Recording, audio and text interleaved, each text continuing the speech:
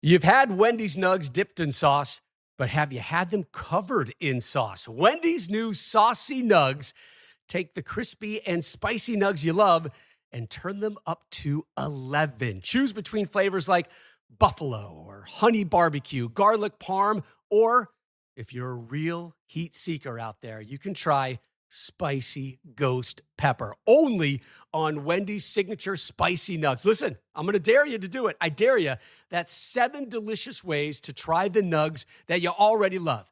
Pick a flavor, grab some extra napkins, and then grab a few more napkins and prepare to nug like you've never nugged before. For a whole new way to nug, it's got to be Wendy's at participating U.S. Wendy's.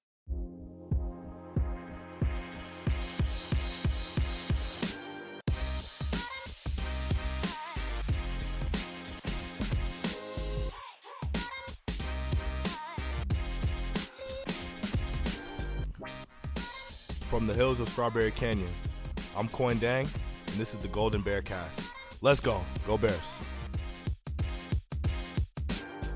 What is up, Cal fans? We are back with another episode of the California Golden Bear Cast, a proud member of the Blue Wire Podcast Network. I am your co-host, Andy. Alongside me is my other co-host, Rob. What's happening, buddy?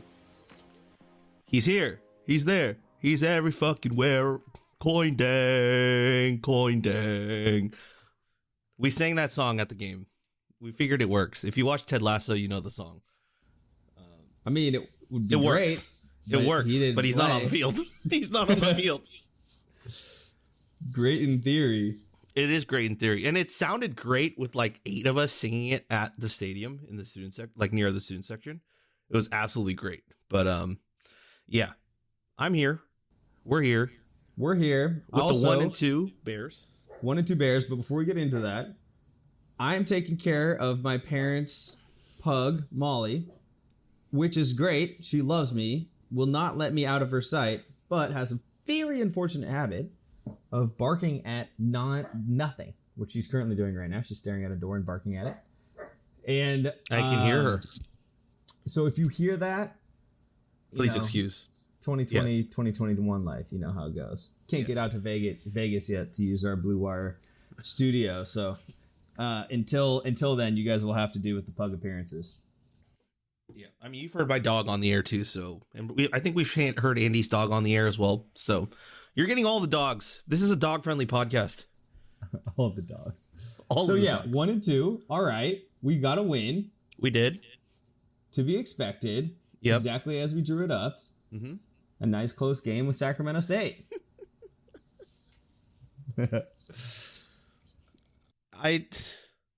Well, all right. Let's just. I guess we should just get into it. So we have a lot of fan takes that people have said. So I'm thinking we'll go over the general stuff. We'll go over like what it was like to be there, all that. Then we'll go into all of our listeners and the takes that they sent us.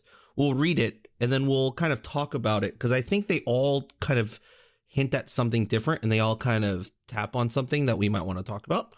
So we're going to use our listeners to push the conversation about this game. But of course, if there's other tangents that we go on about the game, it's bound to happen. It's Andy and me talking, so we're bound to go on tangents. We're going to let the listeners have control of the pod, as it should be. Power back to the people. Power to the people. Exactly. All right. Let's ride the roller coaster.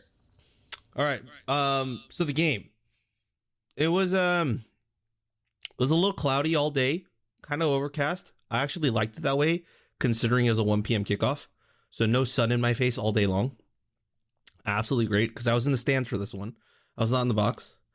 And the student section still came out in full force. It was packed. The mic men still need some work on when they are supposed to do chants and when they're not. The student section was sitting to start the game, which was very disappointing. But the alumni band was there. The band, of course, did not start on the field, but they did everything on the sidelines. They did do their regular halftime show. The Sac State Band was there. They played some BTS songs, which I was taken aback by. I never heard a marching band play K-pop music, and so I was like, whoa, they're playing BTS, and I was like, wow, I guess that tells you how worldwide they are now. But that was an experience. Jaylen Brown was also in attendance at the game. He's hanging out in Berkeley. I don't know if he's still in Berkeley right now, but he's been hanging out in Berkeley. He's been working out at Haas Pavilion. You can see the pictures on the Cal men's basketball, I think, Instagram or their Twitter handle. There's pictures there. And then he led a chant, which was very awkward. It was a very, very awkward chant. He would yell out, what, UC Berkeley, and the crowd would yell out UC Cal. And it was like, what do you see? UC Berkeley? You know, it's the ad that you see in on game days, right? When you're watching at home on TV. Except, yeah, but Jaylen would say UC Berkeley, like you, like C with your sight, Berkeley, and the crowd would yell UC Cal. And I was like, this is like a D tier chant. Like, it makes it sound like our name is UC Cal, which we already have enough confusion with. Yeah, not great. Damn it, not great. Bad to worse. But outside of that, it was fun to see Justin Wilcox on the sidelines with crutches. Him hobbling down the tunnel and walking his way over. It was kind of funny because he would always stand on the opposite end of the direction the play was going. Right? So if he's going from south to north, like from the south end zone to north end zone, he would stay on the south end of the bench. And then when it flipped, he'd go to the other side. It was just kind of his thing to, I guess, avoid like just people running across and all the chatter. But yeah, he's on crutches. It looks like he will be for the foreseeable future. Yeah, Achilles is no joke, man. That hurts. Yeah. The fact that he's coaching right now is if anyone was questioning the toughness of Justin Wilcox. Well, we don't know if it's an Achilles. He just said he re-injured previously. Did they say it was an Achilles? The announcers announced it on the TV. Yeah, they said it was an Achilles. Great. Well, Cal Football PR just put it out as he re-aggravated like a previous injury. So yeah, if it is an Achilles, then yeah, if they said that on the broadcast, that's what it is. And yep. So that's where we're at. Like it. Molly's not a fan. No, Molly's not a fan. But have you ever witnessed this? Have you ever witnessed a coach with a season-long like debilitating injury, like on crutches to start the season, and now he's like, hobbling around the sidelines on his two crutches? I would say that just put him in a wheelchair. Like I think honestly that might be the better option. So at least he can wheel himself up and down the sideline. Like to see him on crutches, like with his like game book like in his hand, it was I feel like you could ease yourself a little bit. I still think that wheelchair, it's like if the play is coming at you, you're done for. Yeah, you're done. Whereas like crutches, you can still kind of jump out of the way. I don't know. Could we get him like an elevated like lifeguard seat? Or like a tennis ref? Yeah. One of those? Just have him like right at the 50-yard line, just a little not in the box per se, but If I were to guess, I would actually say it's probably illegal. I'm pretty sure it's illegal. It might give you an unfair actual ability to see. Which I don't see why he wouldn't be up in the box. I think he could easily be up in the box. Gotta be down with your players. Yeah. But yeah, I mean, it sort of seems like the theme of this season right now is like when it rains, it pours. Wilcox is hurt, and I mean, he's just got to be going through it right now. I feel for the guy. This team could be 3-0 easily, and maybe that injury doesn't happen, or who knows. And it's a very different story for Cal, but instead it's 0-3, and as we'll talk about later, we lost 0-3. Oh, I'm sorry. 1-2. 0-3. 1-2. It's 1-2, and we lost our, the best 2 recruits we've had in the last 10 years. So tough shit. Tough 2 weeks. Tough 2 weeks. Tough 2 weeks. Tough 2 But weeks. yeah, let's get into the game stats. Tell me how it went, Rob. All right. So Sacramento State with head coach, former Cal quarterback Troy Taylor, to visit Berkeley. Got a nice little warm ovation when they announced his name on the field. I think he gave a little wave to the crowd, and I can't remember too fondly, but it was a nice little moment. But Cal beats Sacramento State 42-30. The Bears led behind a pretty stout rushing attack, 246 yards on the ground as a team, averaging 7.5 yards a carry. No sack adjustment was needed because Chase didn't take any sacks. Chase was 22 of 34, 1 interception, 288 yards, 2 touchdowns, and a long of 45. That long 45 went to Jeremiah Hunter on his lone touchdown of the game. Jeremiah Hunter, 7 targets, 5 receptions, 78 yards, and 20 yards after catch. Trayvon Clark right behind him with 7 targets as well, 4 catches, 70 yards, and a touchdown. The Bears, rushing wise, as I said, was outstanding. Damian Moore, 87 carries or 87 yards. The Damian Moore, 87 yards, 12 carries, 2 touchdowns, 7.2 yards per carry. And then, the funny stat about this is we had 4 running backs play. And outside of Marcel Dance, he only got 4 carries for 6 yards. The rest all had a plus 7 yard average per carry. Pretty dang amazing. In terms of the defense, this was not a pretty game, man. Tattersall and ISFA still led the way with the most tackles on the team. Tattersall with 10 total tackles, ISFA with 9. The only other fun stats here is ISFA had 1 tackle for a loss, and Ethan Saunders, one of my guys, had a tackle for a loss as well. No sacks, a couple of pass breakups here and there, a couple of QB hurries, but that was pretty much the game. The Bears, got off to a hot start again on offense. Damian Moore, 4-yard rush. Then Sacramento answered with a 7-yard rush. Then Damian Moore, 4-yard rush. Jeremiah Hunter, 45-yard pass. Then to start the second half, Nico Remigio, of course, finally ran one back. 99-yard kickoff return. And then Sacramento State with a 2-yard rush touchdown. Cal answers with a Trayvon Clark reception for 12 yards and a touchdown. Sacramento State answers again with a pass for 34 yards and a touchdown. And then Garbers rushes 16 yards on a scramble for a touchdown. And then it was a field goal and a pass from Sacramento State to get it up to 30. That being said, Sacramento State also missed 2 field goal attempts. So if you were to put that back up, and they missed a PAT, I believe. So if you put that back up, they should be, we could have only won by 5. They were really bad misses. Yeah. But those are the stats for the game. Andy, your takes on the game generally. Well, because I want to save it for what the fans are saying, I'm not going to speak too much here. I just want to call out specific plays that were amazing. Chase on the play, so 1 Hunter beat 2 guys on that touchdown. Mm-hmm. So sick. He beat the corner, beat the safety. And Chase also stepped up into that throw. The fact he got that ball where it was, that's probably one of the most impressive throws I've ever seen him make. Yeah. He stepped up and then almost took his arm over and forward and then full into motion and release. There was no pause or regathering and using that forward momentum. It was so sick. It was such a dope play. The run was super impressive as well.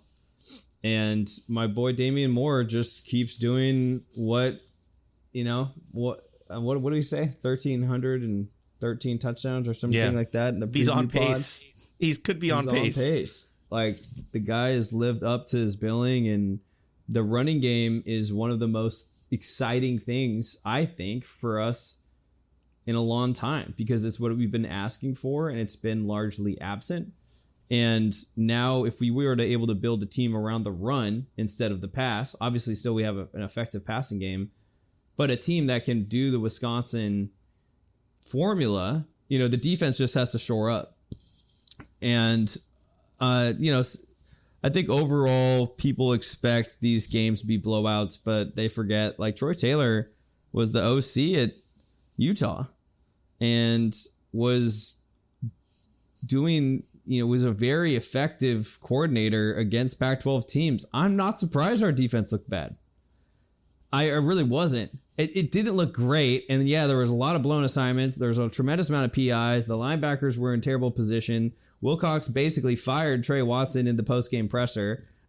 Like, there's a lot to work on, but at the same time, I thought that I didn't walk away from it. I understand that their quarterback does not have a history of success, and that's concerning. But as far as the head coach, the identity of the team, the fact that they were able to move the football for as much as they did was surprising, but the fact that they were able to move it effectively was not.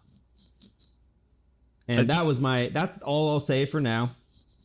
What were your thoughts? I think you're spot on. I mean, people were like, oh, we didn't get any sacks against an FCS school. But for me, like, sacks are so, how do you say it?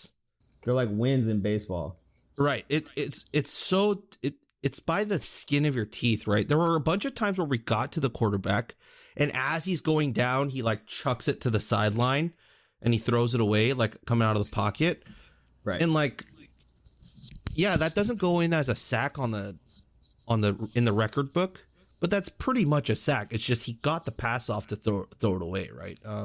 It's QB under pressure, and I Right. think that one of the things that I was looking for as I was rewatching it was what people had called out and just said that the pass rush looks really bad. And what I saw was a collapsing pocket in a lot of different situations, like you said, and a quarterback that just got out of it. And I just think we've struggled with QBs that have done that. Yeah. Strong really isn't all that mobile, but even still was able to kind of take advantage of it. And then if you look at TCU, that was where a lot of breakdowns happened for us. I mean, we basically lost the game on that play, where quarterback snuck out. So, so that's why I kind of go back to linebackers. I think there's too much space with our linebacking core right now. And it's crazy because it's like, yeah, Tattersall had 10 tackles, and I'm like, damn, remember the days when you and I would just sit back, put our hands behind our head, and be like, Weaver's going to get 18 tackles today. I mean, the inside linebackers, that's like one of the key points of discussion is why has there been a significant drop off? And I have some thoughts that I wanted to talk about with you in terms of, people talk about the coaching staff and why this defense is regressed and struggling. And I have some, I don't know if they're hot takes, but there are some different versions of opinions, and I want to talk about that, but we'll get to that in a little bit. On your note of Damian Moore, before we get into the bigger or the more in-depth stuff from the fans that have written into us. So sophomore running back Damian Moore, this is from the game notes for the UW game, leads the Golden Bears rushing attack with 79 yards per game, fourth in the Pac-12, averages 5.8 yards per rush, has scored at least one rushing touchdown all 3 games this season, with a total of 5 in 2021 to date. 2 scores at TCU and 2 versus Sac State. Moore's 5 rushing TDs are the most in the first 3 games of the season for Cal since Shane Vereen, who's actually calling the UW-Cal game on Pac-12 Network this week, who posted 6 rushing touchdowns in the first 3 games of the 2010 season. Moore also ranks 3rd in the Pac-12 in both total touchdowns, 15th in the NCAA, and total points scored, 22nd in the NCAA. Moore has also rushed for at least 70 yards in all 3 games, with a game high of 87, plus a season long of a 32-yard rush against Sac State, which he almost broke away for even longer if he didn't get that shoestring tackle. I think, well, one, are we on the, all right, so great, it's Damian Moore hype time. awesome. So the thing that I think he does so well that we just have not had at Cal in so long is he has amazing vision. Yeah. His vision is so good. So if you look at his first 2 scores, what happened? Well, the defense actually played with the direction of the run really well. But Damian has his head up, sees the other side of the field's open, and just cuts back to the right, and it's an easy score. He did the same thing on the second touchdown, and it's just like watching this guy sit back, see how the play unfolds. Sometimes he follows his blocker, sometimes he's not afraid to bounce it outside in another direction. His lateral movement, to me, is what makes him such a special running back, and it's just a running back that we haven't had. Patrick Laird ended up being more of like a vertical type runner. It wasn't someone that I think really had that lateral skill set as much as Damian Moore does. Damian Moore has the ability to break tackles and, go to that, third, fourth tackle. But the one piece he's missing and he just will not have is that breakaway speed. And that's the difference between him, I think, even having 1 or 2 like 60+ yard touchdowns this year, and we saw it last year against Stanford, right? Is like he can still get caught down by that last DB, and that's my only knock. The guy he's such a breath of fresh air, and so when Jaden Ott actually decommitted, wait, did I say his first name right? Yeah. All right. I actually was like, well, who cares? I was like him. I was able to just be like, whatever. I don't care because we have Damian Moore for at least 2 more years. So I was like, you're talking to me about it. Something I don't mind. And it's like maybe he's looking at that and being like, oh, the running back room's crowded. The second one hurt a little bit more. But yeah, I don't know. What are your thoughts on Damian Moore so far? I think he's great. I think the 1-2 punch that they're kind of creating with him and DeCarlos Brooks. DeCarlos Brooks is my guy, right? Like I've been clamoring for him to get game time for 2 years now. So for me to get to see him, I think DeCarlos has that breakaway speed. But the one thing with DeCarlos is he has had the same amount of reps that Damian has, right? And Damian's instincts when has the ball in his hands, as you said, his vision is where he sees the gaps, how he hits the hole, when he bounces outside. His decision making with the ball in his hands looks like a vet, right? It feels like a vet. He doesn't have maybe that top tier athleticism. I think DeCarlos does. And you saw that in the first game, you saw that in the second game, you saw a little bit more of that in the Sac State game. And so this 1-2 punch that you're trying to create with the two of them, where their skill sets are similar enough, but just the athletic style is a little different, where now you can plug and play any of them and you're always going to have fresh legs. And the other team isn't going to look at one or the other and go, oh, they're passing on this. They're running up the middle on this. Like, like when CB was in, like it was always, we're going to run it up the middle and we're going to power you down. Sometimes he'd bounce it outside, but he's more the guy that I'm going to tackle, or I'm going to break like 7 tackles and gain 18 yards. Like that's what I'm going to do. And you kind of saw that coming. He wasn't the complete back that we kind of envisioned him to be. And we're kind of seeing what his role is. And granted, this year, I don't think he's as healthy again, right? That whole thing of he's still dealing with some knocks is what it sounds like. So we'll see what happens when he gets fully healthy. But the younger guys are taking advantage of that space. And to see like Dancy get relegated that far down is wild. It's super wild. So I think that speaks volumes to, hey, the recruiting and it speaks volumes to the player development. Like, I mean, we'll talk about other coaches, but like, man, tip of the cap to Aristotle Thompson, man. Like the dude has coached up some pretty outstanding running backs and they're playing to their potential now. And so like, not only is it the recruiting, but it's actually the coaching aspect of it too. And then of course we got to give it some love to Angus McClure and that O-line, because that O-line is ripping apart D-lines when it comes to the run game, right? They're making some massive running lanes for some of these guys. And that's what's huge. I thought you were going to give the hat tip to Beau Baldwin. Because I believe Bill Maybe. Baldwin was coaching running backs and was the lead recruiter on these guys. He was. So yeah, Look at that. look at that. Full circle, baby. Okay, so 2 more big picture things before we go on. Since we're talking about Damian Moore, let's talk about the offense. Let's talk about the big picture Cal stuff for a little bit. All right. I'm going to read you these stats, then we'll go into some PFF and some S&P Plus stuff. So far this season, Cal's offense is averaging 30.3 points per game and 435 yards per game, both highs during Justin Wilcox's era in Berkeley. Cal's total offense yards per game ranks 3rd in the Pac-12, with the Bears 5th in both rushing and passing. 177 rushing yards per game and 258 yards per game in the air. The Bears' yards per game rushing, if held up for the year, would be Cal's highest in a season since 2012. That's insane. Cal produced 13 plays of 15 yards or more against Sac State last weekend, 6 on the pass, 7 on the rush, the most in any game under Coach Wilcox. Over their last 2 games, the Bears have had 7 passing plays of at least 30 yards. 4 Cal receivers are averaging 17.9 yards or more per reception. Kekoa Crawford, 27.3, Trayvon Clark, 22.7, Jake Tonjes, 19.8, and Jeremiah Hunter, 17.9. So, do we have any more offensive worries after we were upset after the Nevada game? I think your only concern would just be the past coming, you're past the ghosts of yesterday. Yeah. I think that the offense definitely looks good.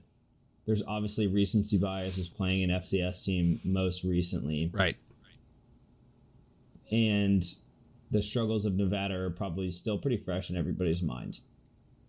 But the hope would be, and that's why I'm excited. I'm excited for Saturday. One, because I don't know if I'm spoiling this, but let's depth chart, which shout out to you, Rob, today for pointing out Jeremiah Hunter Is the starter. Kekoa Crawford, according to Coach Wilcox, has said that he will most likely be available this Saturday. I mean, if he's coming off of an injury where he hasn't played in a week, might make sense, and especially after the game Hunter had. But continue, please. I think that there's an opportunity for this to be validated through the next 2 games, where you're like, okay, what did Wilcox do in the offseason? Well, he went out and he clearly wanted to address changing and solving the offense, not this last offseason, the offseason before that, and has done so. But we're not quite there yet, where I think we can definitively say that this offense is 100% legit. I think 2 wins in your first 2 Pac-12 games where you're putting up good numbers, I think everybody will get behind it and be like, okay, now we just got to focus on game management, special teams, defense. Those 3. But once again, I think if you were to play, mystery worlds, alternate reality, low-key variants, if in a different low-key variant, we were 3-0, and these were offensive numbers, I think people might be praising Wilcox a lot more than they are right now. I think you're right. I mean, we need to figure out how to get the timekeepers to change up our variant so we can go live in that one. All right, so let's look at the PFF stuff, all right, and the S&P Plus. So I haven't looked at S&P Plus in a while, but I think it's the perfect time to look at it after our out-of-conference schedule is now over. Cal's 1-2. All right, where do you think we rank offensively in S&P Plus? 54. Oh, it's pretty good. 52. Wow. Pretty good. Where do you genius? Where do you think we rank? Where do we think we rank defensively? 92nd. 74th. Oh. A lot better than you think. All right, where do you think we rank overall? Well,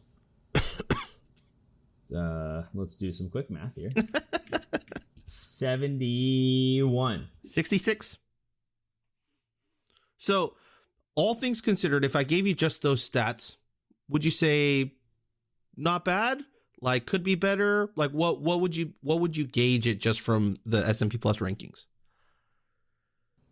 I think the defense taking a fall from top 25 to 70th is pretty gnarly. Mm-hmm. But like that does give me a lot of more hope going into.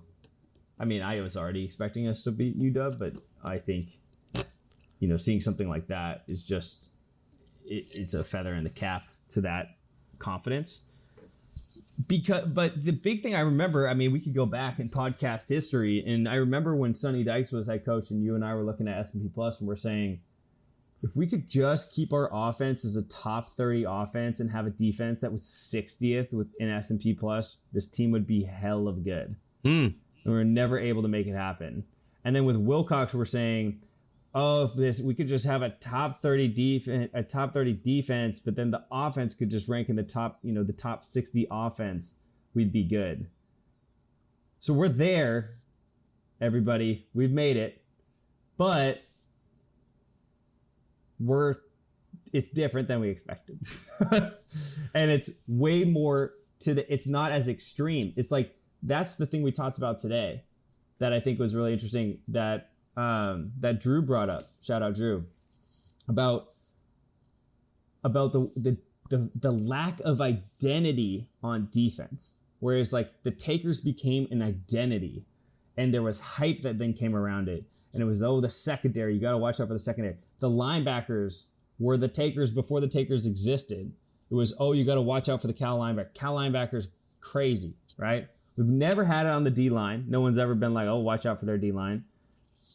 But those identities are missing. So that's why I think it's harder right now, because you're like, what are we? And so if it's a movement towards we're going to be an offensive identity, it feels out of character. It's like watching a show and you're like, wait, it's like watching Nate and Ted Lasso season 2. Like, what the hell? Wait a second, right? Like that's what it's like. It's like it's just that. And I think that's why it's so challenging. And we've sort of skewed towards the middle of the pack. And I think people have set expectations, and Wilcox and co have set expectations that it'll be more like 30s and 40s than 60s and 70s. And so here we are in 60s and 70s, and people are kind of like, and recruits are kind of like, I thought this was going to be different. And I thought this was going to be that step. I mean, do you remember? I mean, you brought up a good point. Like, do you remember when we were looking at Sonny Dykes and S&P Plus and what you wanted from the next head coach, or what you wanted from like a balance projection standpoint? You were like, if we can maintain you were willing to give. I remember you were willing to give up some offense because it wasn't sustainable, right? You're willing to give up some offense, like let's say drop it into like the top 40, if you could get the defense into like the top 100 or the top 80. Like that's, and I think that you were like, and I agreed with you. I think that was probably like a good spot to be at. We've brought that offense up. We're in that level now, right? Like maybe we can go a little bit higher. Maybe that progresses as the season progresses, because it definitely looks like the offense is getting better structurally every single game. Yeah.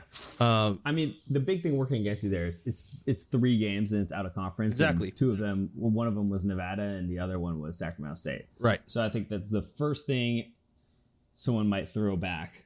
Absolutely. No, I totally, I can take that. I can agree. But just from what we've seen so far, like let's look at the PFF rankings for a second. I mean, where do you think our offense ranks in PFF in terms of the entire country? Like an overall grade on the offense. Is it just like a traditional school grading system? It's like 1 through 100. 78. Or 80.2. Where do you think that I'm so you're on fire today? Good tonight. Where do you think that places us in terms of a ranking of the entire country?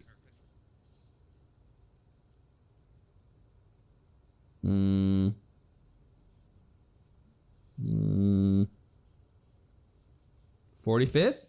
22nd. Oh man, there goes that. Literally So, half. 20 seconds. Yeah. Well, Offensive grading. I guess that's where my initial thought was. So PFF is saying we have the 22nd best graded offense so far through the first 3 games. Mhm. Yeah, I mean that's just wild, dude. Yeah.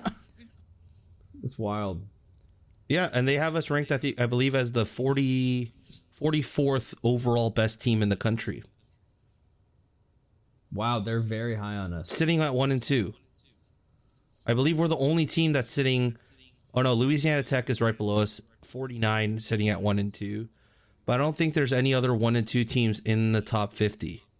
Yeah, Well, I mean, we handed the TCU game away. right. Handed it away. I mean, the Nevada game too, really. Yeah, Nevada game too. With Carson Strong, really, I felt like they made the plays to win the game. We literally just did not execute extra points. I mean, so that's where we're at. Yeah, that's where we're at. I mean, it's good to see the data kind of support the optimism that we've tried to keep here. Yeah. And I'm sure, like, I do want to acknowledge, I'm sure people are tired of, like, the sunshine pumping. It's like, we're not really just trying to sunshine pump for the sake of doing it.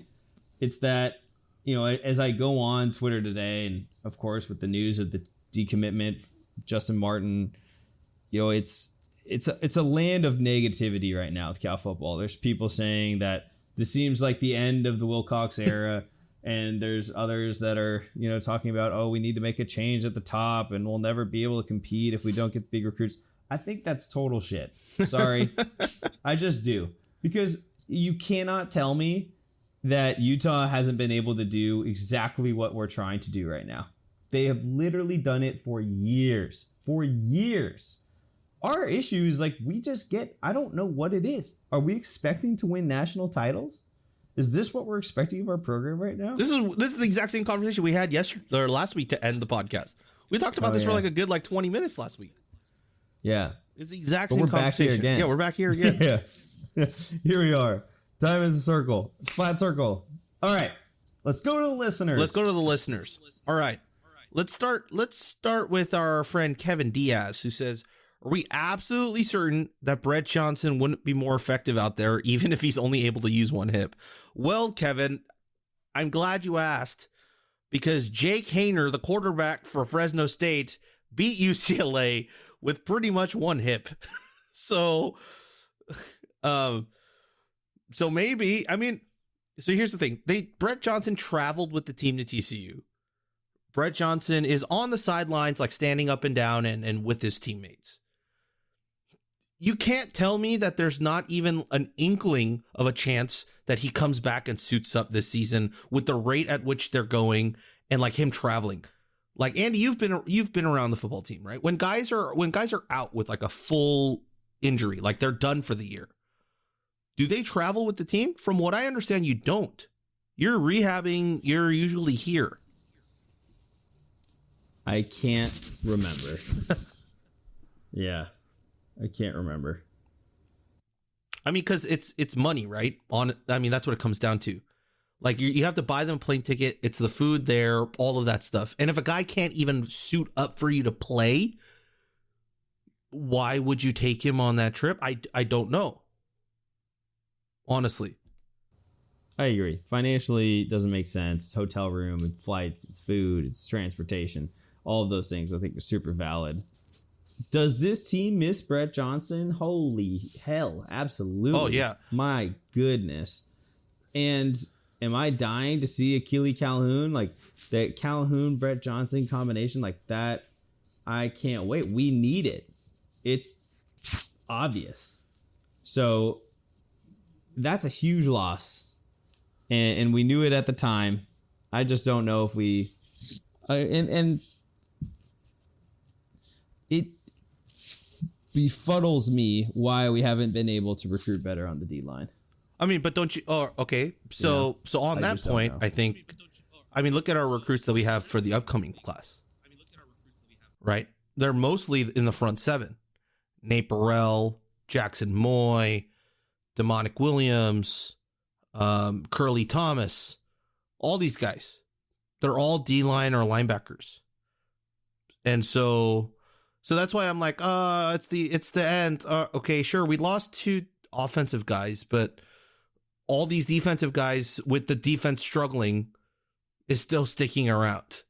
Like they're locked in. So I don't know what you're really getting mad at. Are you really getting mad at like a flashy quarterback and a running back who has already decommitted once, right? Decommitting again without a coaching change or anything of that sort. So I don't know. I think your point's valid, and I think that there's a lot of returning players coming soon, and freshmen coming in soon that we'll see. Like Ethan Saunders got the tackle for loss. Like he's one of the guys that I think could get a more expanded role as the season progresses. I love the question. It was a really good question. And yeah, Brett Johnson with one hip. I would take Brett Johnson with one hip in a lot of situations. Well, don't you only have one hip? Now that I'm thinking about the question, don't you have it's right side, left is side? Is that half right a hip, left hip, half a hip, half a hip? Yeah. All right, we got one from Pat and one from our dear friend Josh on Twitter. It's kind of the same, so I'm gonna read off both and we can go for it. Josh asks, while a lot of the focus on the secondary, any concerns about the front 7 that should be brought to light? And then Pat asks, so with the defense struggling, especially in the secondary, wouldn't it be prudent for the offense to start game planning a more ball control, run first offense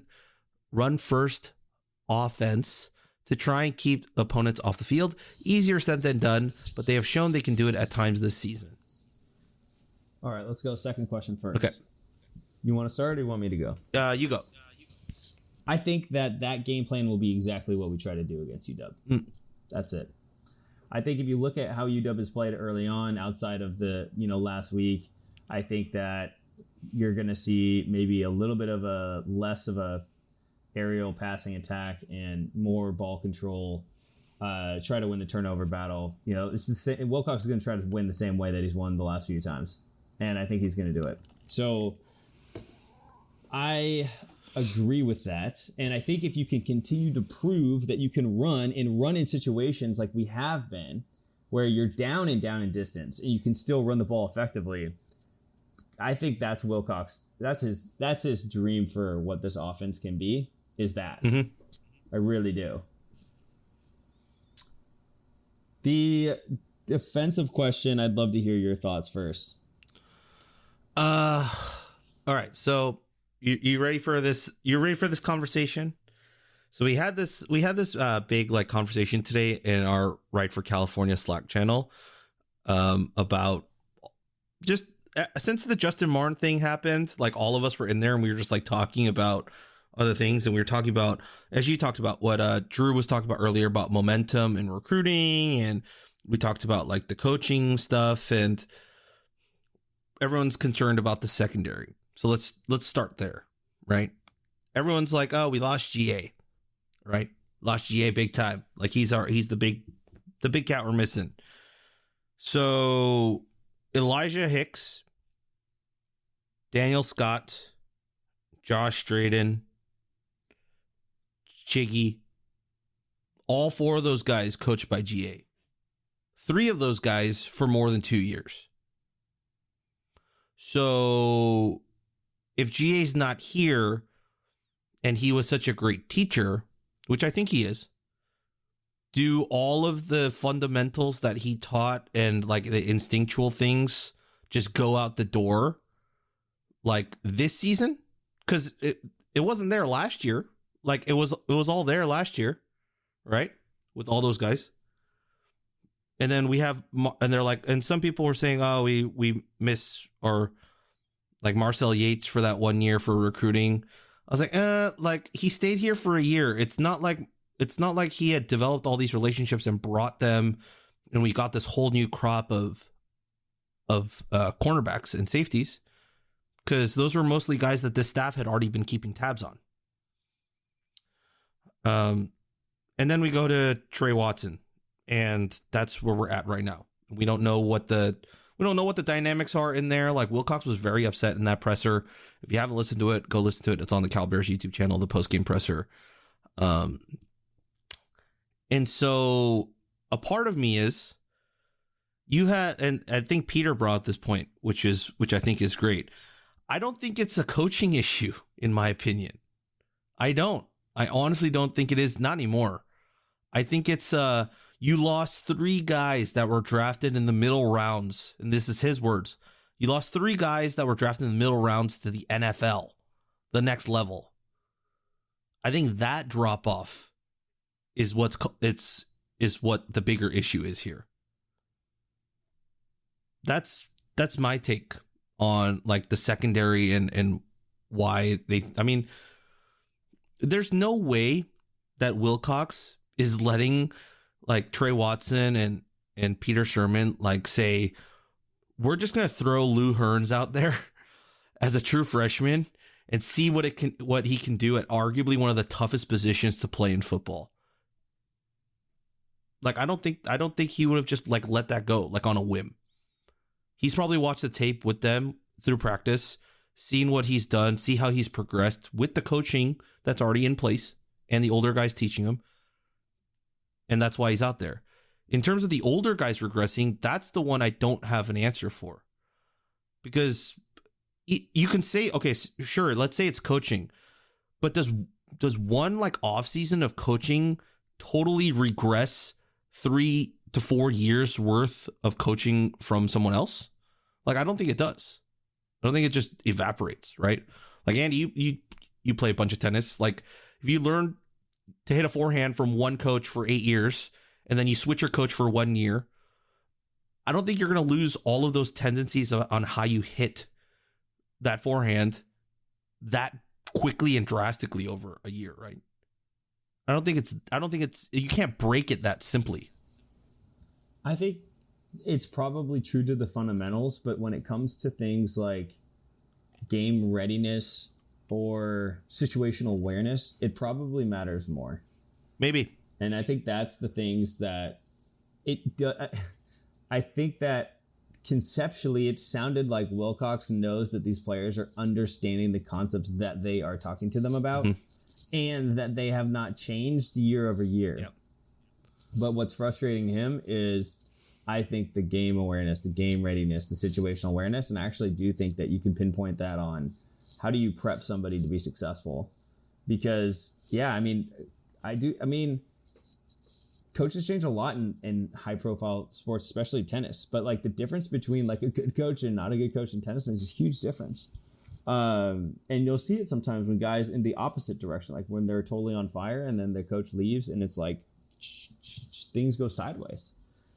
I don't know. That's more me playing devil's advocate than anything. I think that, yeah, you can look at the loss of the guys on the secondary and say, yeah, they're NFL caliber. And yeah, we lost, Cam and Jalen and like Ashton and like these guys are really good. But at the same time, like, do I think we would be having these issues in the secondary if GA was coaching? No. The guy got hired by the Dolphins to coach secondary, which is an incredible teacher. I think there's a loss there. There's definitely a loss there, and it's impacting them. Well, can I play devil's advocate to your devil's advocate? Yeah, sure. You talk about GA like being a great coach, right? And I think he is. But the Dolphins also just benched their first round pick from last year, who was a defensive back. So I'm just saying. Yeah, I'm just saying. Like I think there's an enamorment with GA, rightfully so, because of how well that they turned around that defense with Sonny Dykes' players, right? Like that from a defensive staff as a whole, particularly because the Takers were such a big deal and how well they played in those 2 years of 2018, 2019. And maybe the lofty expectations of expecting that type of play every single year in and year out is unfair to this team and the players, but also unfair to put that all on GA's shoulders and putting him up on that pedestal. It's a good point.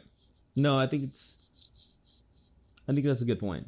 The interesting thing though, is that GA and Co did that with Sonny Dykes players, but when they've gotten their own players in, they haven't been as successful. Yeah. And that goes for the linebackers too. It's really weird. I mean, I think that goes for recruiting. Because remember, when we were recruiting with GA, we whiffed on a lot of defensive back targets. Right? We whiffed on a lot. And it kind of left the cupboard a little bit bare. And that's kind of where we're at right now. Like, how many guys in that room like are in the middle between the seniors and like Lou Hearns? There's a bunch in there. There's a bunch. There's so many in there. But the fact that Lou Hearns leapfrogged all of them to get the starting role, I think that speaks volumes.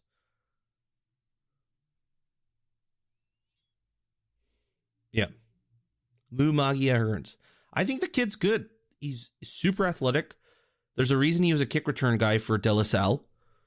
And he has a really, really bright future. But it doesn't bode well. Like, we got to talk about the negatives. We can't always talk about the positives. And if you're going to talk about how great of a coach GA was, you also have to admit the fact that he wasn't that great of a recruiter.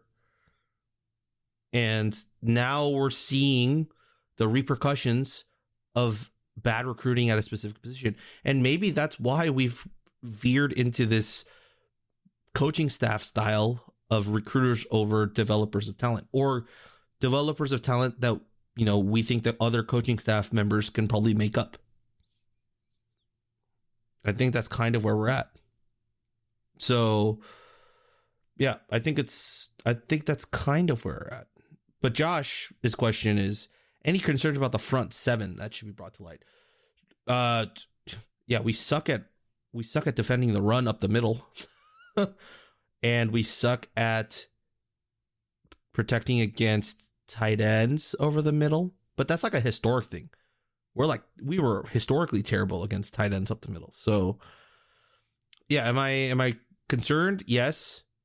But as we talked about in that Slack, and that was my closing argument in our little discussion there, was if there's one thing Coach Wilcox is going to get right at some point this season, in any given season, it's the defense. Like, I'm not worried. Like, if you had Sonny Dykes as the head coach and you were asking me that we need this defense to get back into somewhat rhythm, I'm not sure I would say that's the case. Yeah. What do you want to solve? Pick your problem that you want to solve. And do you end up putting your faith in Wilcox being able to fix a defense? And I say yes. That's why it's so important for the offense to keep doing what they're doing. The offense has to buoy the defense, because the defense isn't going to be this year in, year out juggernaut where we limit guys to 24 points a game. It's just not going to happen. Like, it's still crazy to me that this defense, we average, how much do we give up a game? I think it's like 30 something or 28. I believe we give up 28 yards per game right now. Let me double check.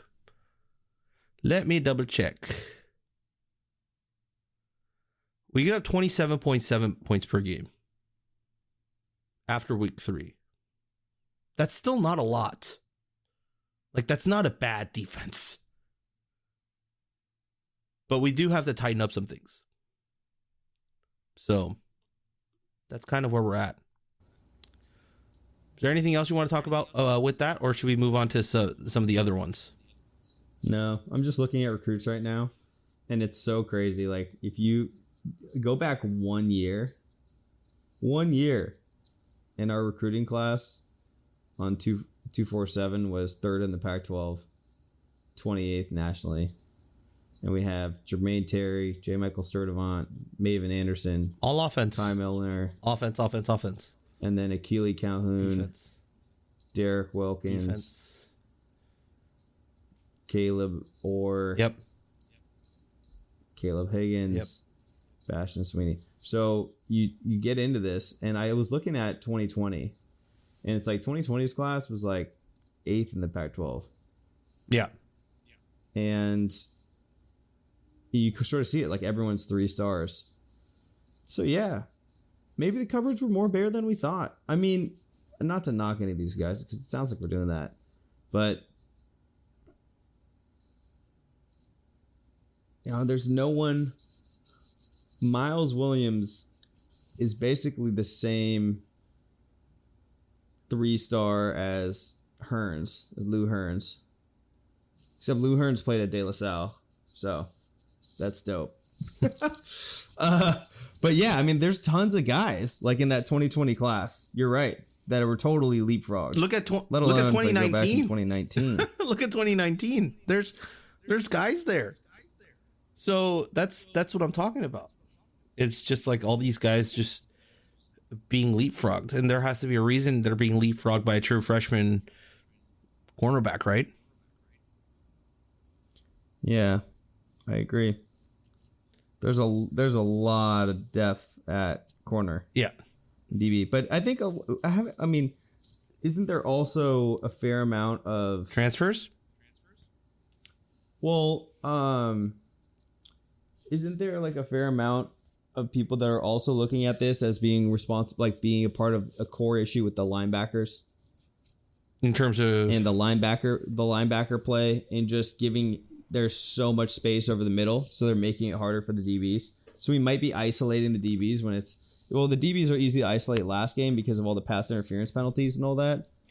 But the one DB that I feel like keeps getting beat big is Colin Gamble, and I hate to say it, but it's just like it happened against Sac State too. It's just like, man. It's been a tough early season for him, but I hope that the experience helps and that he can rebound. But I think overall, are we looking at the right problem when it comes to the defense? That's my question to you, Rob. And I mean, expand, please. Well, what we've seen is Coin's obviously out. And then we've seen the linebacker. It seems like we're getting beat a lot of these plays. Like when I look at that 35-yard touchdown that they had, Sac State had, what was that play? Well, he gets open over the middle, and then Daniel Scott is just barely late. Yeah. Trying to make the pick there. And so I sort of think, and then as I look at our games as a whole, I feel like we've really been attacked in the middle of the field. Or in sort of that 10 to 12 yard area, especially like with Quentin Johnston and then whoever was the big wide receiver that Sacramento State had. Sacramento State really abused us in the middle of the field. It's their tight end. Which is really what the linebackers should be picking up. And so I guess the question is to you is the deficiency at linebacker actually exposing the secondary in a way that's making the secondary look worse than it actually is? I'm going to give a cop-out answer, but I think it's both ways, right? Because remember in that presser that we're both alluding to, like all of the podcasts with Wilcox, he was talking about zone, he was talking about man, and he's like, when they go to man and they go, too high or single high, like they have to win those individual battles. Right. And if those individual battles are being lost, then what do you do to alleviate that? You go to zone. Right. And if you're telling your inside linebackers, hey, we're going to zone, the cornerbacks are not having a good day, which means your tendency is to look to the sideline and not towards the middle to help out those guys when they're running. We don't know what routes they're running, right? They could be over the middle. So if it's an in route like over the middle, then you're helping your DB, getting double on them, or if they're going outside, pushing out so they have to squeeze the pass play closer to the sidelines, and hopefully your DBs can make that catch or make that play, or maybe it gives enough time for the safeties to come over and help out. But the moment you're doing that, what does that leave open? You're leaving open the middle, and that's the one place that we constantly got attacked, right over the middle. So I don't have an explanation for the missed tackles. I think that's a fundamental thing that needs to be solved. But in terms of why that spot was barely open, there's no perfect defense. Like, unless you have like a Daryl Revis type who can put guys on islands, like even TCU like had Hodges Tomlinson, who is LaDainian Tomlinson's cousin, by the way. Big LaDainian Tomlinson fan here. So, and he's like their best corner, right? And he was getting beat, but they still kept to it, and he made some plays down the stretch. We don't have that cornerback right now. Like, Ham was that guy. Elijah was that guy when he played corner, but we've moved him to safety. And so I don't think we have that guy right now to at least lock down one side that we're like, all right, he's got this.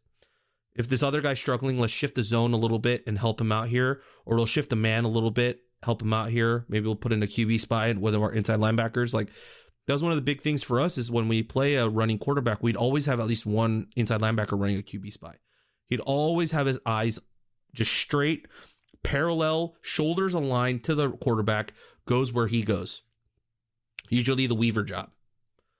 But we don't have that guy anymore, which means we need to play of a more structured defense and pushing guys in zone coverages into areas.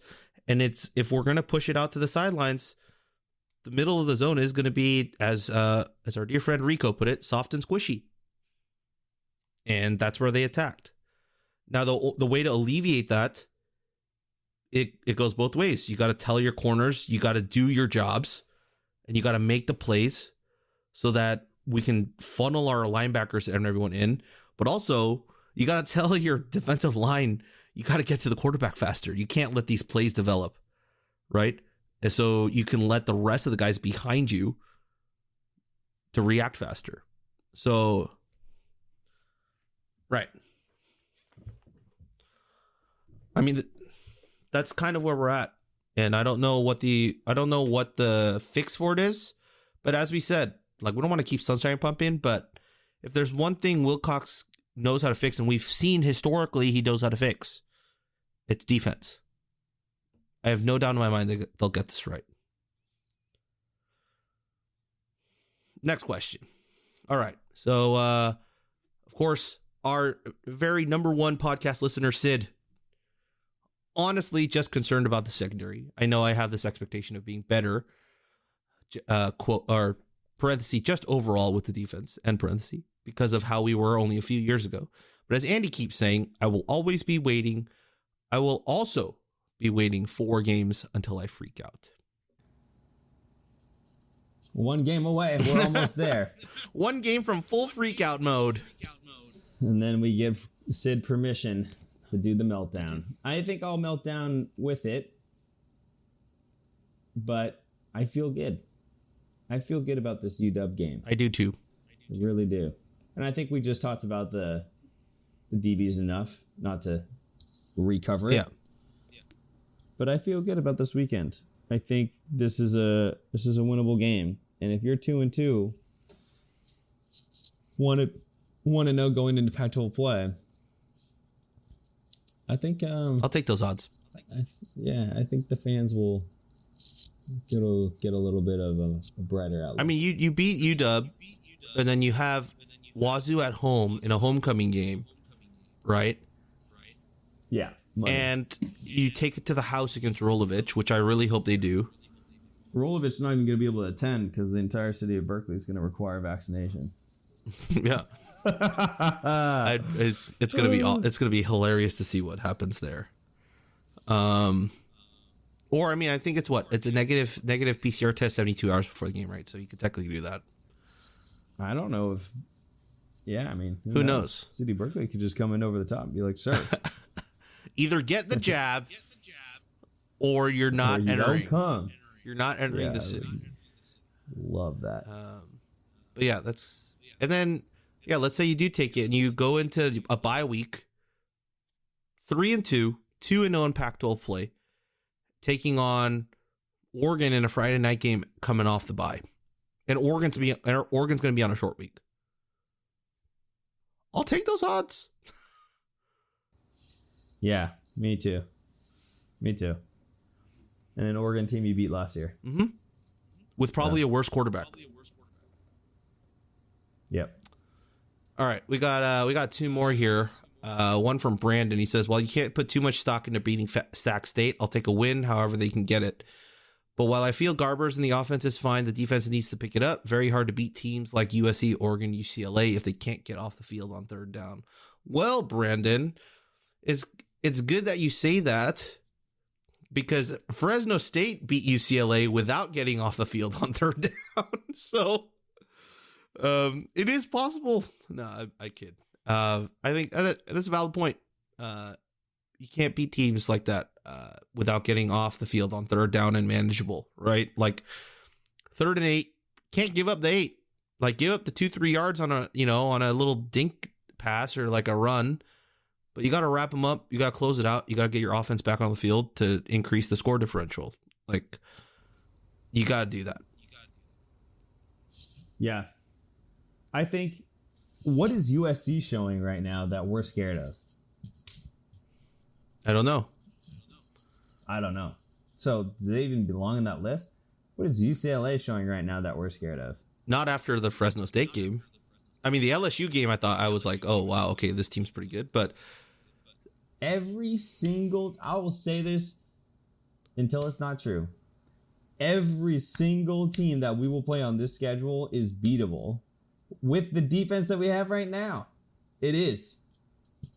Plain and simple. With what you just said about the offense were to stay consistent as it is today, every single team is beatable. Now, that's what we're not expecting. We are all expecting to see the previous version of the offense, and that's okay. We don't have the Pac-12 history to reflect on it. But, yeah, I mean, I think the big thing is, I'm not scared of SC. Are you guys serious? We're looking at SC? No way. Maybe those words will come back. I'm just not scared of them. The only thing I'll say about SC is like everyone like at the Cal game, like we looked at the score and it's like, oh, Wazoo's up 14-0 on SC, and we like laughed, and then that was the only points Wazoo scored for the rest of the game. I mean, I'm scared about their athletes. Like, there's no question about it. Like the size, the speed differential is just it's that's different for sure. But from a game planning and everything, like if they're still running that air raid, we're pretty good at shutting down an air raid offense. Less good this year. But schematically, I think we still know how to shut it down. We'll see. Let's see how SC does against Oregon State. That's a real test. Yeah, Oregon State's got The team I'm most scared of is Oregon State. I think Oregon State's going to beat us. I think we're gonna lose to Oregon State and Arizona. So nothing ever good comes out of us going to Arizona. Way are we losing to Arizona? If Arizona was playing here, I'd say sure. But the fact that we're playing in Arizona, do you remember the last time we played Arizona here? It was that double overtime, or was it triple overtime? Where we went for two, or we went for two, and then right? Is that his name? Khalil Tate? Yeah, it was Khalil Tate. It was Khalil Tate, the double overtime game where we went for two to win it. That was here. Yeah, that was in Berkeley. And that was the difference between us making a bowl game. That was. Because we. But here's the thing, dude. There's no chance. There's no chance. Next question or like comment, and this is kind of good to kind of close it all out. Pelgridge Spetter on Twitter says, "At least we won." Which is a hell of a lot more than I can say about the rest of the Pac-12. That's the spirit. Perfect. Yeah, that's like the spirit of the podcast right now. We won. We might be bad, but so is everybody else, and that's okay. We won. Like I'm like, we won. This is what upsets me. Like, or kind of is disappointing about our fan base is like we won. What more do you want? Like, we lost 2 games, then we won 1, and we're going into Pac-12 play. The season hasn't ended yesterday off of a 1-win, like 1-2 season. It's not like 2020. Like, it wasn't a 1-3 season. Like, we still have 9 more games to play, including this weekend. Enjoy it. Why are you stressing out about a win and how we played? We won. I also think, too, it's like the Nico return is so funny. It's the easiest return he's ever had. of all the returns that he's had called back, the one that was just like the most vanilla. He broke that one tackle and was gone. But you have to appreciate Cal's ability to like kind of step on the throat a little bit of Sacramento State and put that game at a distance. Yeah, like Sacs. Okay, great. They kicked a field goal and scored a touchdown on a play that D. Scott, he went all or nothing on it.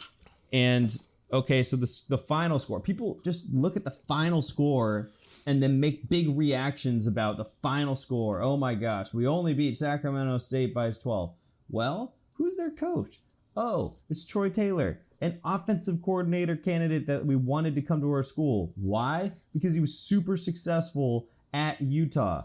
Okay, so that might make sense why they put up points on the board. But guess what? The game was out of sight at the end. And it wasn't like close, like a Dykes close game. It was done. The game was done. It was over.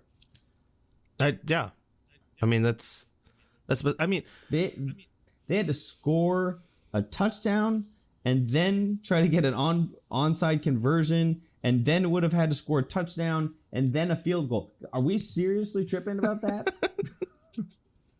Like, yeah, I know the bench didn't play, but guess what? That's fine. It wasn't a close game. Like, it was, yeah, they rallied back. They have a good offense. They have a good coach. Like, we have a coach that we know has a good track record as an offensive mind. So, I don't know. I mean, as we've said before, like the expectation things, like maybe we should all just be like, hey, we're going to be like 6-6, 7-5. If we win more, it seems to be working right now. I mean, one of the comments I put out in, like, I think either Nam's novel or Nick's Monday column was people were like clamoring about like the like how things haven't improved. I'm like, oh, really? They haven't? Like, what was the number one thing people were clamoring for after week 1, after the Nevada loss? Offense, offense, offense, offense. Why won't we throw over the top? Why won't we throw deep balls? Why does this offense turtle? What happened in week 2? We come out firing. We come out just throwing downfield, and we score a bunch of points. So, okay, improvement. What was the biggest thing that people were clamoring for after week 2? Extra points, special teams, PATs. Why are we missing? Why are we going for 2? Complete. Like, just get the points. Get off the field. What did we do? We scored on a kickoff return. Special teams. We made all our PATs. Special teams. Nothing was shanked. No blocking scheme was weird. We cleaned that up. Right? And now we're going into week 3, and the big thing that people are clamoring for is, why is our pass defense so terrible? Judging by our track record this season, that might be the next thing that gets fixed. I don't know why people are like being so like, I get the concern. The concern I understand. But at least give the guys a chance and look back at the last 4 years of a track record before calling for people's jobs and saying that they're not going to be able to turn it around. You can't say you believe in the kids and then not give the coaches the benefit of the doubt who have worked with multiple generations of kids over the last 5 years. I just don't think you can. That's where I'm at. Let's just go get that W. Please. Please. That's all I ask. All right. Andy, we should give the listeners just like a 5-minute take on what we think is going to happen in the UW game. We're going up to Seattle. It's a 6:30 kickoff. Weirdly on Pac-12 Network because none of the teams are hyped. So it's a UW Cal game that's at night in Seattle. The last time we were up in Seattle in a night game was the Lightning game, the Thor Bowl. And Wilcox was talking about that in the presser today about how they ordered peanut butter and jelly sandwiches for all the players, which I think is an awesome story. If you want to listen on that, go listen. There's also a nice little moment where he absolutely praises Shane Vereen, and Shane Vereen was on the call, and Shane chips in, and he's like, "You're too nice." But yeah, go listen to that. It's on the Cal Bears YouTube channel. But how do you think Saturday's gonna shake out? There is an 86% chance of rain on Sunday and a 0% chance of rain on Saturday. So it's looking good, but if you bring in that Sunday weather to Saturday, you could have some mischief. I fully expect this team to go in, execute on offense like we have been, score 28 plus points, and hold the Huskies. You know, I think maybe you could see the game finish at, you know, like a 35-25 type deal. That's what I'm expecting. I could be totally wrong. Been wrong before. You've been pretty good with number predictions today on the podcast so far. Yeah, I'm feeling good after that. The only one I got wrong was the last one. So hopefully this isn't a trend. That's what I'm expecting. What about you? I think similarly the same. Like there's been some issues with UW and their roster, right? Like they lost a bunch of linebackers this year due to medical reasons or to transfers. They've lost defensive linemen to injuries. They've lost. I remember the first game, their top like 3 wide receivers like didn't even suit up for the game, just like on game day, like out. Granted, a lot of them came back for that game this past week against Arkansas State, I believe.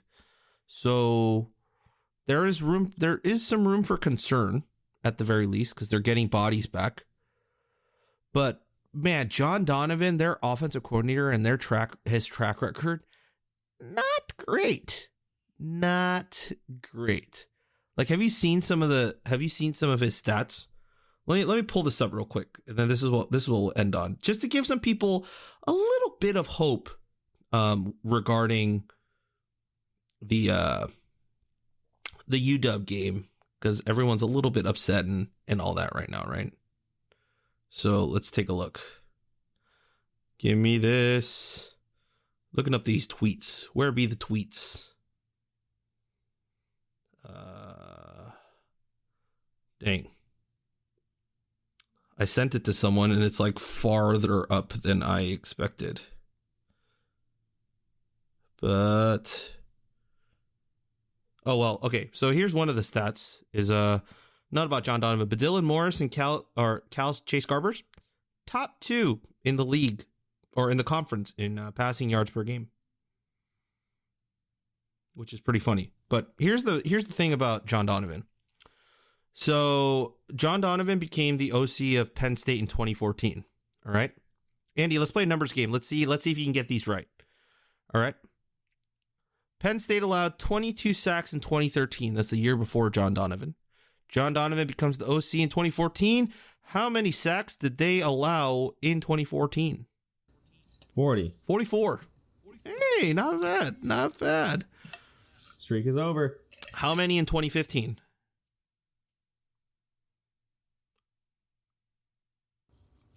45. 39. Okay, but still around that number. Okay, John Donovan was then fired in after the 2015 season. Then in the 2016 season, who did they hire? They hired Joe Moorhead, who is now the offensive coordinator for Oregon. How many sacks do you think Penn State had that first year in 2016? 20. 24. It's a little spike. All right. And then here's also one more thing.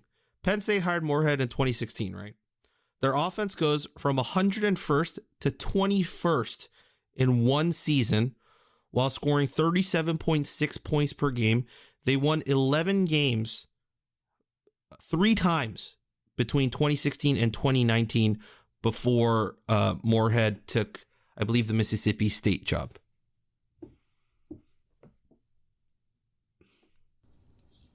Yeah, so noticeable gains. Noticeable gains for Oregon, but noticeable changes for John Donovan as an offensive coordinator. So I could see why Oregon fans or UW fans are not happy with the John Donovan hire. Let's go get that dub. There's some numbers for it. I mean, that's plain and simple. It's doable. Win ugly. Go get it. Hey, Just win, baby. Just win. You saw it with the Chiefs and Ravens game this week. You saw it with the Vegas Raiders and the Ravens game last week. Just need to win. That's all that matters. Doesn't matter how you do it. No moral victories and wins. Only moral victories and losses. I think that's it.